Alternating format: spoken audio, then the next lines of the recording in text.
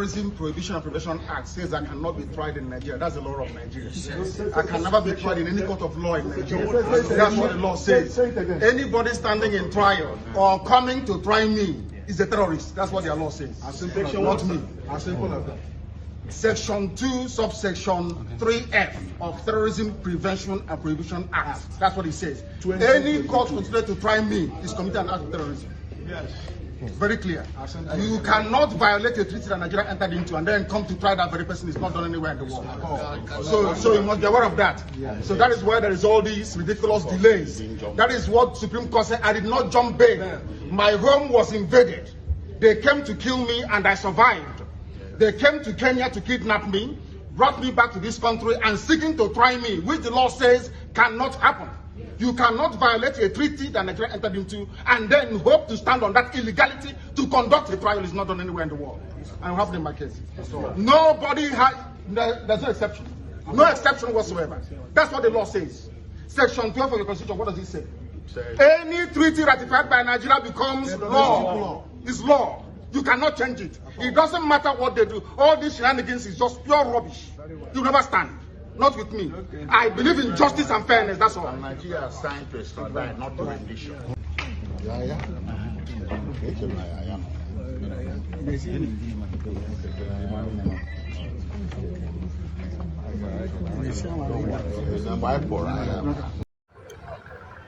Okay, Nnamdi Kanu has arrived in court. Yes. So what are we expected to see? Many Igbos are divided. Some are positive, some are still negative. What do you have to say? I think so far so good. I can see him, always courageous. I can see watch the video very well. You see how courageous is always appear. Nnamdi Kanu has been on that sense of dressing for close to 5 years. I think it calls for a lot of research about his personality. It calls for a lot of research about him.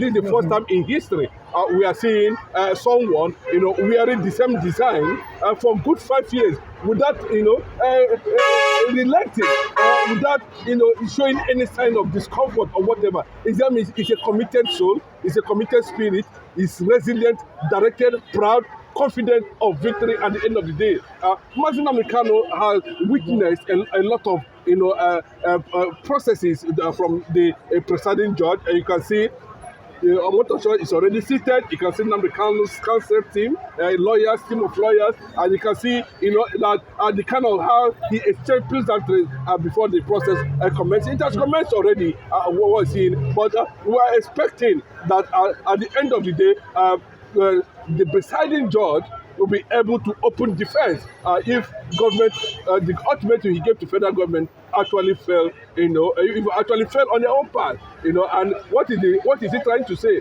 He is saying as an easy thing, make this case easy for both of us. As for me, I am setting this guy free because I have not seen anything so far against him. And if this thing continues, and I will not allow this man, while you go on research, while you partake in so many activities, social activities, and you kept an innocent man here in the court, talking about Nnamdi Kanu, and for good 5 years, without evidence, without anything to show. And actually, what was Nnamdi Kanu's offense that warranted him to be kept in DSS custody without any trial? Whatever that might have instigated the trial we are seeing today, they have done the cross-examination. There was nothing found. They have called the witnesses. There was nothing found. And they are giving federal government ultimatum and to put up a formidable, witness, so that they can do and come up and end the cross-examination. And so far, so good. These people seem to have been very incompetent to face erudite legal squad, and that's already fortified with information to defend Nnamdi Kanu in any court in the world. We are seeing a lot of diplomats, from the world, from Pan-African Association, they're already there. We are seeing delegates from, Jerusalem. We are seeing people coming in from all walks of life. United States of America. We are seeing the one from Ghana. We are seeing the one from Cameroon. And the Ghanaian chief judge have insisted that he want to see how the judicial system, on this kind of issue that has to do with international law will be trampled upon as a result of the so-called corrupt system that the Muslim Nnamdi have no case ever in staying in DSS custody or even going on trial in regard on this matter. Muslim Nnamdi has been exempted from treasonable charges. Currently now, Muslim Nnamdi is facing treasonable terrorist charges established by the Nigerian government, and from all things we have seen so far, there was nothing to connect Muslim Nnamdi. That's what. Just like what the Finnish government is already saying, the prosecutor there is saying that from the investigation, they have not been able to establish any form of a connection between Simon Ekpa and, of course, the Finnish government. Now, Simon Ekpa is never linked to any terrorist organization, and therefore they keep on imagining what will be the issue, the case of Simon Ekpa when the trial definitely opens up. But looking at Muslim Nnamdi currently now, this is a man everybody is celebrating currently today all over the world, and we are expecting that at the end of the day, Muslim Nnamdi will be set free. We've seen Saudi Arabia, they have deported Sheikh Gumi. Finland is yet to deport Simon Ekpa. Are they not compare the both of them? Are they the same? Simon Ekpa and Sheikh Gumi. That's what we are trying to say from the information we are getting from the Finnish government under Alexander Stubb. We discovered that from the investigation so far, Mazi Simon Ekpa is not linked, has no link whatsoever to any terrorist organization in the world, including Boko Haram. And the world have rejected Nigerian proposal to, tag IPOB, a terrorist organization. Up to this moment, we saw Muslim Nnamdi in Jerusalem, in the Western world, several years back. He was not seen as a terrorist. But Sheikh Gumi, yes, they can say that it's part of the Donald Trump policy. A lot of people are already pointing to IPOB, pointing to Muslim Nnamdi, pointing to the rights and influence, of different government in exile or globally, and that might have influenced American government to get the Saudi Arabian government to begin to put some kind of ban to those who are, believed to be having a deep alliance with the bandits, Boko Haram, Fulani Militia, and herdsmen who have taken over 300 to 500,000 lives for the past 20 years now. So, and Gumi is being seen as, a sympathizer to that struggle. And because several times he has come to their defense, telling the army, the Nigerian army, that they should not kill those bandits, that those bandits are, having their rights too, to kill. Maybe it's their right to kill people, but the world is advancing to civility. Where the issue of killing Christians have become a norm in Nigeria, and the United States of America is against it. No matter how you are saying, you see it, these are the things why Muslim Nnamdi is being kept in DSS custody. It's becoming very clear, and the world is reacting. Whatever you see that happened to Sheikh Gumi at this point in time, it tells you that the world is reacting to the trial of Muslim Nnamdi. The world is reacting to the trial of Simon Ekpa. The world is reacting, to the Nigerian Muslim against Christian Biafra killings that have been going on.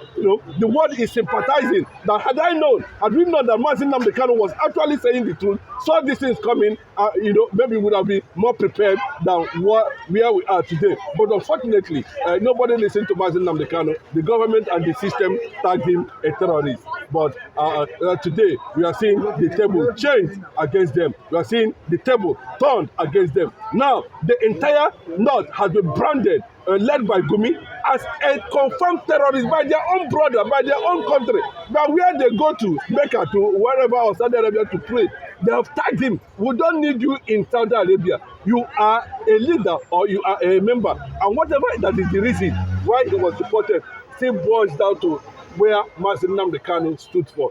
And it's left for just some more show from what is happening in the court now to understand that ever since, the court should also ask the hooded federal government witness, why is the Fulani killing? And why are we still having Fulanis killing people in Benue, in other Middle Belt and the rest of them? Then why is it this killing still going on? And Nigerian government have not been able to do anything. But these are the things the likes of Nnamdi Kanu stood on. I want to show himself, Fulani are killing people in his village. So it's not for him. If he doesn't want to dance to the tone of the federal government and he want to do justice, let him free Nnamdi Kanu. Nnamdi Kanu is always a free man, and the Biafran recognition agenda will continue. Anybody that is telling you that once Nnamdi Kanu is set free, of course, we are going to witness another level of court appearance today. Very interesting. Nnamdi Kanu has been on white for 5 years, up and down, one cloth for 5 years. And he's smiling, confident that Nigeria will be conquered in the court. He's going to conquer Nigeria. The journey so far for Nnamdi Kanu has been tremendous. One thing I would want to accord him, and then I respect his resilience. That he has that spirit to push. Because for a man who has been who has been subjected to an unfair trial for 5 years plus, coming and is still very vocal, and that has not breaked him now. Up till now, he still have that zeal to say that it is Biafra or nothing. If it were to be some persons, they would have compromised. We've seen even Buhari gave him juicy offer for him to renounce Biafra and embrace one Nigeria. He said no. It is high time I will fight for my people. And that has kept him moving till now. Even when the Igbo leaders went to Asorok to plead with the dead president, Buhari, he said nobody should plead on my behalf. He told them, this is what I'm doing. It is a just cause that will liberate the Igbo man. For so far, Nnamdi Kanu has proven that was agitating for your rights, it is never a crime. And you see, he has used that even as a private citizen to make sure that Justice Iyako excuse herself from the case. Even despite when the CJN, when the Judicial Council refused, Nnamdi Kanu has said he will not appear before Justice Iyako if he does not excuse himself from his case. But so far we've seen that Justice Omososho has been so fair, even when has been so fair with the trials. When it comes to Nnamdi Kanu, the one he said about Gulag was so fascinating when Uzodinma even himself confirmed